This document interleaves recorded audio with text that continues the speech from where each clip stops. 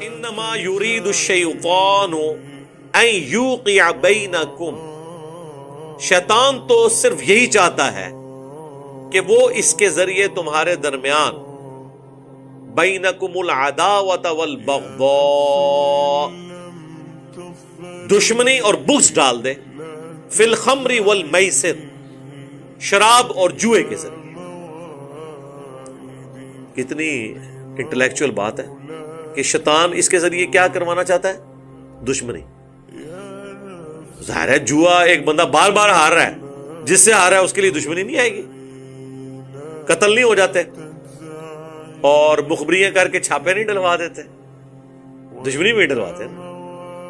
اور شراب میں بھی یہی ہے، شراب پیے ہوئے بندے کو تو ہوش ہی نہیں ہے، وہ بکواس کرے گا۔ بعض اوقات انسان بڑے کوئی تلخ موڈ میں بیٹھا ہوتا ہے اور اس کا قریبی دوست جس نے نشہ کیا ہوا ہے اس کو گالی نکال دے، ہو سکتا ہے اس کو فائر ہی مار دے۔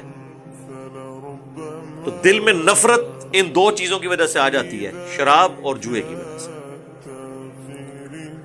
اور یہ دو کام وہ لوگ کرتے ہیں، وہ کامن ہے، یہ کام کرنے والے لوگ، یہ کامن کام ہے جو ایک طرح کے لوگ کرتے ہیں، جو زندگی کے تلخ حقائق کا سامنا نہیں کر سکتے اور شارٹ کٹ کی تلاش میں رہتے ہیں۔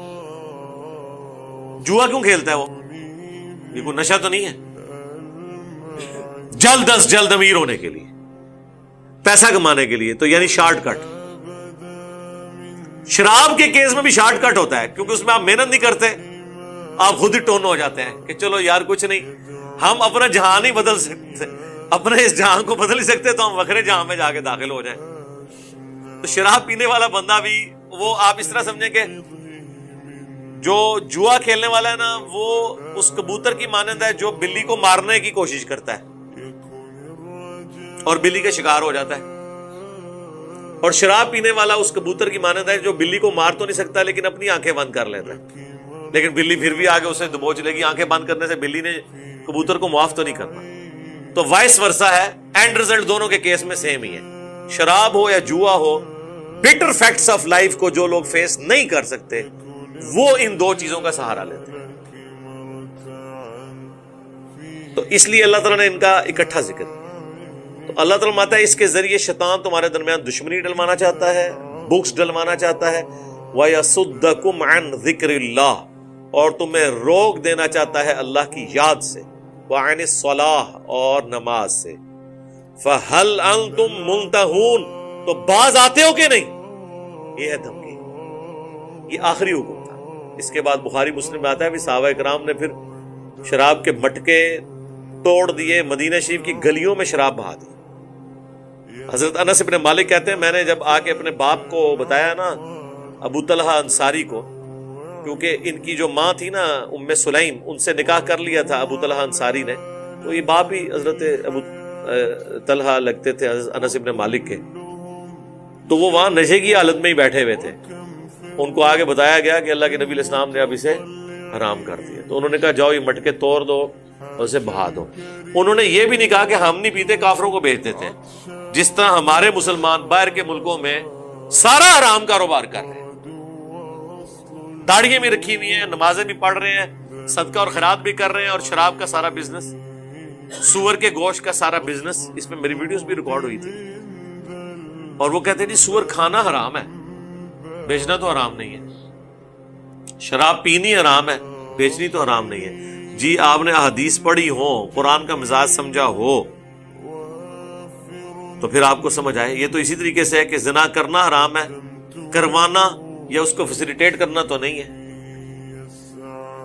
ان کے پاس مثال پتہ کیا ہوتی ہے؟ ہیروئن کی جو اسمگلنگ کرنے والے بھی ہیں ہمارے، وہ فرنٹیئر کے پی کے طرف جو لوگ ہیں، یا افغانستان میں اب تو کافی کنٹرول ہو گیا، وہ پلی یہ لیتے ہیں کہ دیکھیں جی گدھا کھانا حرام ہے لیکن گدھے کی خرید و فروخت جائز ہے،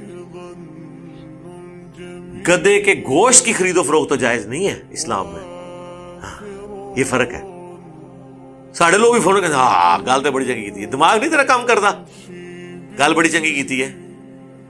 وہ تو پھر آپ کتے کا بھی اس طریقے سے معاملہ کر سکتے ہیں، لیکن کتا رکھنا کب جائز ہے؟ بخاری مسلم دونوں میں حدیث ہے کہ جس شخص نے شکار یا حفاظت کے بغیر کتا رکھا، اس کے نامہ مال سے روزانہ 2 قرات اجر کم ہو جائے گا، اور 1 قرات احد پہاڑ کے برابر ہے، جو آلموسٹ 7.5 کلومیٹر پہ پھیلا ہوا پہاڑ ہے۔ اس کے وزن کے برابر کسی کی اگر نیکیاں ہوئی تو روزانہ اس کے نامہ مال سے نکل جائے گی۔ وہ ایک بار احد پہاڑ نکل گیا تو پیچھے پلے کچھ نہیں رہنا، روزانہ لی تو گالی کوئی نہیں۔ تو اب یہ تو نہیں ہے کہ آپ نے تو کتے کی اجازت کب دی گئی؟ ان سرکمسٹانس۔ تو گدھا چونکہ استعمال ہوتا ہے ٹرانسپورٹیشن کے لیے، آج بھی استعمال ہوتا ہے، خچر استعمال ہوتا ہے ٹرانسپورٹیشن کے لیے۔ ابھی بھی آپ چلے جائیں پہاڑی علاقوں میں، جتنی فوج کی اوپر بنی ہوئی ہیں چوکیاں، وہاں تک تو گاڑیوں کو راستے ہی نہیں بنے ہوئے۔ ہیلی کاپٹر پہ تو آپ وہاں ان کو کھانا نہیں پہنچا سکتے نا، ورنہ تو ایک بندے کا جو کھانا وہ آپ کو لاکھوں روپے میں ایک وقت کا پڑے گا۔ ہیلی کاپٹر سے اگر وہاں اتاریں گے تو وہ خچروں پہ لاد کے نہ لے کے جاتے ہیں۔ اسی لیے آپ دیکھیں فوجیوں نے خچر پالے ہوئے ہوتے ہیں، بڑی خدمات ان کی موجیں لگی ہوئی ہیں، کبھی کبھار ان کی ضرورت پڑتی ہے، سارے خچر نہیں استعمال ہو رہے ہوتے۔ تو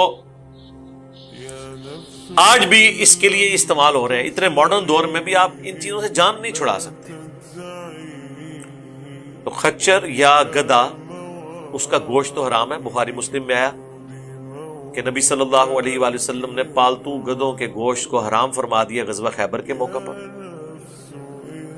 گھوڑا جو ہے وہ حلال ہے، سب کے نزدیک حلال ہے، حنفیوں کے نزدیک بھی ہے۔ یہاں وہ بعض اوقات کہہ دیتے ہیں جی مکروہ ہے، جو کہ جہاد میں استعمال ہوتے ہیں۔ اب اس طریقے سے تو استعمال نہیں ہوتے، جس زمانے میں صرف اسی پہ ڈیپینڈنٹ تھے تو وہ اس وقت معاملہ اور تھا۔